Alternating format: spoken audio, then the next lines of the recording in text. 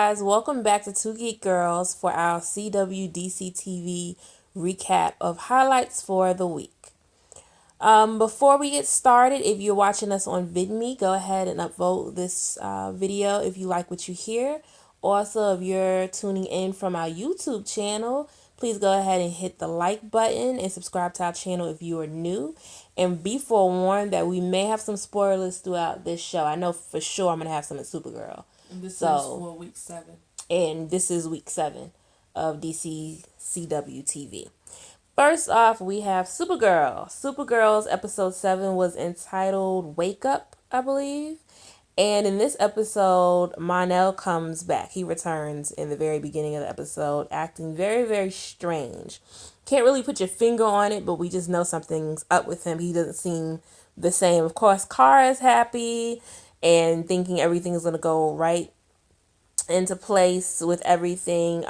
We saw a different feel from him, and he acted very suspicious when they brought him back to the DO. Come to find out, Mon-El is gone. I think in her world he was gone for 6 or 7 months, and he was actually gone for about 6 or 7 years. And this is like a Mon-El from the future, and he is married, I believe, or engaged. I think he's married, but anyway, that's my recap for Supergirl. There really wasn't married, right? Yeah. There really wasn't too much of a fight sequence or anything going on here. I guess technically he would have been a villain because at first some odd things happen in the episode that makes you suspect something something more serious was going on with him or what have you. So but in the spaceship that we found Mon-El in, also there's other passengers, and they haven't all woken up yet. One other one wakes up who ends up being his wife, and there's a few others which we know who they are, and of course if you guys are real fans, you know who they are as well. So I'm definitely glad to see where this is all gonna lead. Now on the Flash episode 7 was entitled Tomorrow. What was it entitled? The Flash episode 7 was Therefore I Am. And in this episode of The Flash, basically it gives us a more in-depth look at Clifford DeVoe. We know how the last episode ended where they found him. But now Clifford DeVoe, we get more of a background into how his powers came about, and him and his wife, their whole history. In this episode, they pretty much had Barry looking like he was losing his mind. Barry was hell-bent on showing and proving to the team that this is in fact who we need, and everyone else is like, well, he has a clean background, he pays everything on time, he's just a wonderful citizen all around. And Barry really has to go through extreme lengths for everyone to believe that this was in fact who they needed. So of course Sister finally names him the Thinker, and that's all there, and it's proven that Barry is right. But he's very much the smartest. What do you say? The smartest person in the world, the biggest brain, what have you. But fastest thinker, yes, because he's always ahead of them, plenty steps. So, was there anything you wanted to add to my reviews thus far? I will just say that I enjoyed the fact that even though all 4 shows didn't have any big action scenes, they did a very good job of completing their stories. Arrow was entitled Thanksgiving, same thing here, no big action scenes, which could have been lacking, but I thought it was handled very well.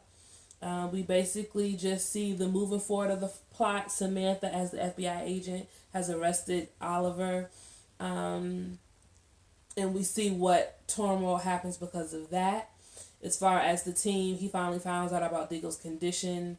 Now Diggle has the chip in his arm that Curtis is working on for him. Felicity is Felicity. And basically, that's pretty much it. It really centered around the fact of the vigilantes. And Kate and James did things that prompted people to vote against vigilantes actually being a positive influence in Star City. Yeah, based on what he set up for them to take the fall. So Oliver's out. We still don't know what's going to happen, but ultimately it was a very good episode for me. Legends of Tomorrow episode wasn't as funny as it normally was, but it was still a very good episode. It still progressed the plot. It was entitled Welcome to the Jungle, where Mick meets his fathers. The aberration in this case is actually Gorilla Grodd. So I'm interested to see where this goes as far as him being the. This actually just gave me a prediction. Ooh. Based on what I'm talking about now. But anyway, so yeah, Grodd is there. He's being Grodd, and you know, humans did this to me, and I'm so angry and everything. You know, as he's done for every season that we've seen him. And Damien Dark is there at the end and basically tells him, "I can help you. Let's team up." So I guess he's forming Legends of the Legion of Doom Part 2. That's pretty much it. People are pretty much coming to grips with everything that's going on from what's happened so far. Maya and how she plans to deal with Kawasa, and Jax and Stein splitting up. So they were very good episodes. Let's see. I guess at this point we can go ahead and move into what our rating would be. I would give this a B plus. I thought it was a very good week of TV. Okay. If anything, actually, I'm gonna change that. I'm gonna say I'm gonna give it A minus. The reason I'm giving it an A minus is because I like the fact that none of the shows had any major action in it, but they still kept my attention. Okay. You know how I feel about Supergirl. This week I did actually see Supergirl, so I'll give it an A minus based on that. Okay, I think I'm gonna go ahead and just give it a B plus. That was originally going to be my rating, but I will agree with you. All four definitely brought it. I did want to add something else too, I guess at the end, but that came to mind when you were giving your highlights for your shows. But so now we can go ahead and swing into the predictions. Okay. All right. Most of my predictions have already come true up until this point. You really, you really have. Let's see. For Supergirl, Brainiac 5 is going to be her new love interest. I'm confident in that. He's on the spaceship. I feel that Rain is probably going to be one of her villains until they decide what they're going to do with Lena and if they're going to make her a villain. When it comes to the Flash, my prediction is still the same. The baby. West. It's nice that Wally's back, so we'll see what happens there. Would not mind if he were to go to Legends. If he would better serve the team on Legends, because eventually Amaya's gonna have to go back to her time. So maybe he might go over there, but that's not a prediction. That's just more or less like a thought.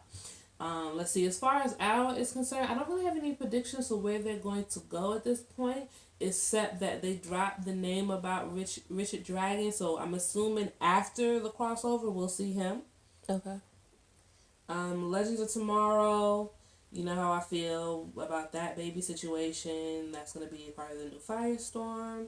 And I think that Damien Dark is going to form his version of the Legion of Doom. Okay. But Grodd is somehow going to take over control of that. And I think Grodd is actually a part of Malice. Really? Yes. I think somehow, some way, because he already has that telepathic thing. Okay. So I think somehow, some way, he might manipulate the daughter or manipulate other people into becoming Malice. Okay. I just thought wow. So that's what you was thinking about. Yeah. Okay. My two thoughts actually earlier was, first of all, I didn't touch on really the Rain situation. We saw how she became Rain and Supergirl. So I believe this is her. It seems like she had a change there. So I think, just like you said, Rain will now be her main villain, especially being that Monel, Brainiac Fave, and everyone has come back. I think they'll play a part in that. Also, when it comes to Flash, Wally's come back, and I'm assuming it's just for the crossover.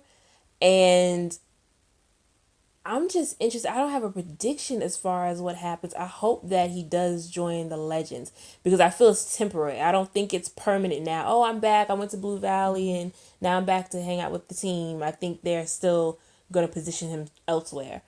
And Legends are going to be Legends. And I think this last episode definitely changed for them. It definitely has... It piques my interest for some excitement. Grodd, I did not expect that to be Grodd on the show.